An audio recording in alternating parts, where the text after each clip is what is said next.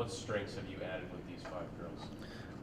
Well, I think all of them have different strengths to go in and out. We have 2 of them that are outside hitters that both have really fast arm swings. They both play 6 rotations for their high school.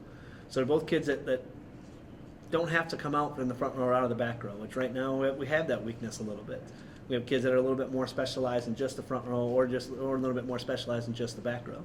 So bringing in the 2 that can play 6 rotations, both the Canadians and Jeannie and Shay, they both can play all 6 rotations. They both get off the ground pretty easily. They both have some pretty live arm swings.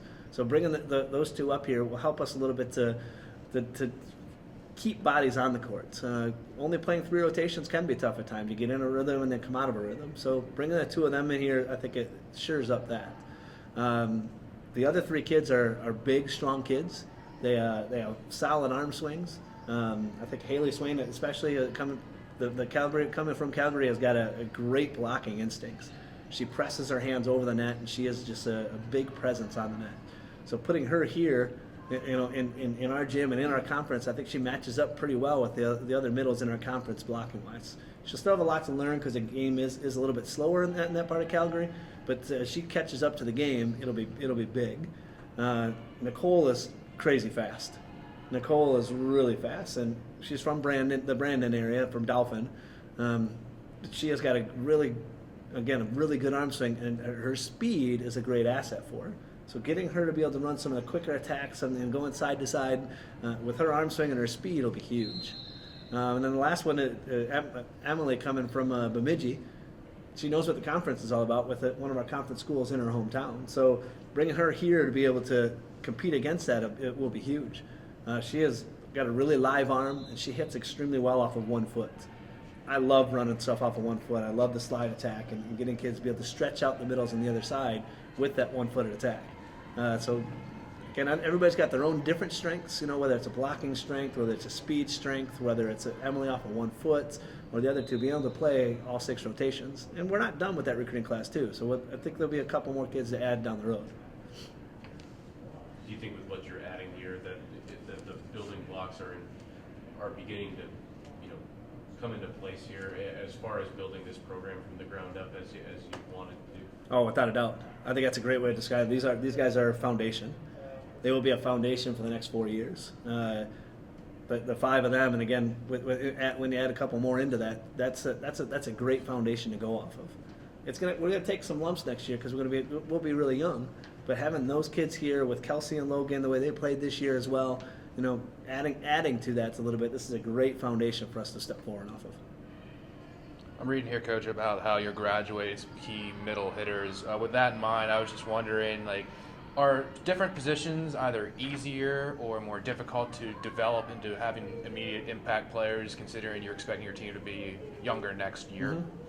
Mm-hmm. The setter position is the first one. So that us having a returner who started all games in Kelsey this year will be big.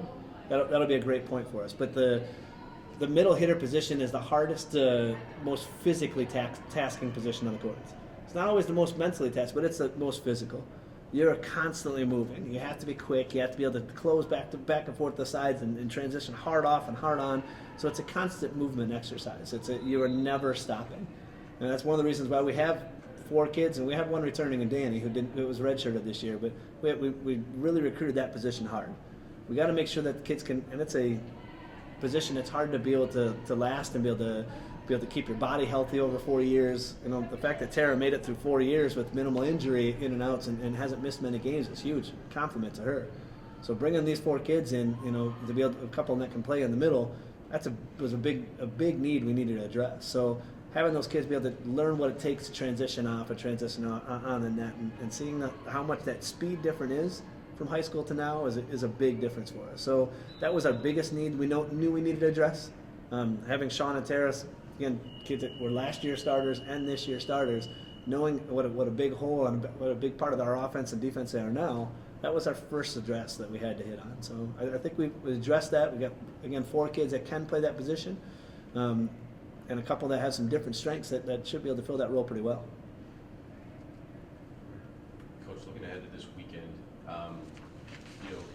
considering everything from this year, that's happened, is this maybe a good weekend to end it on? I know you're going to be away from home, but playing 2 sense, very winnable matchups. Yes. What's the message? It's the first time we haven't played a ranked opponent on a weekend in a long time. So I think there's a little bit of a reprieve there. Being away from home will be a little bit more relaxing. It's our last trip with the seniors, and the seniors they poured their heart out on last Saturday here. That was a great match. They are winnable matches. They are two teams that both came in here. We went 4 with one and 5 with the other. So they're both matches we know we're capable of winning into it. I know that if we come out there and play our best, it should be an interesting match. They both present completely different strengths. Bemidji being bigger in strengths are on the outside of the court, and Crookston's strengths are a little bit more in the middle. So different strengths and different tactics to go at both of them. But I think you said it best there to be able to say this is a good weekend for us to end on. It's a high energy and a close road trip too. We won't be on the bus for 14 hours afterwards. It's only 4 or 5 afterwards too. So after Steve mentioned the St. Cloud match on Saturday, girls took it to 5 sets. Mm-hmm. It's the closest you've been to, I think, winning a conference match since Mary. Yep. And dropping that one, with kind of a deflating feeling after that game. Do you sense just in this first couple days of practice of this week that the girls are still, hungry for that first conference win? I know they only have 2 more opportunities, right. But week in and week out, the girls are always saying it's going to happen. Where they don't seem to show any sort of. It will.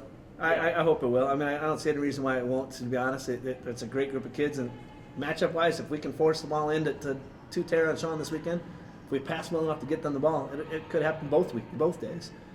We don't really focus on that. We're focusing more on learning what it takes to get to that point.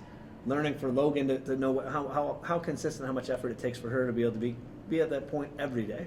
For Kelsey to be able to be emotionally and physically and making right decisions sound the whole time through.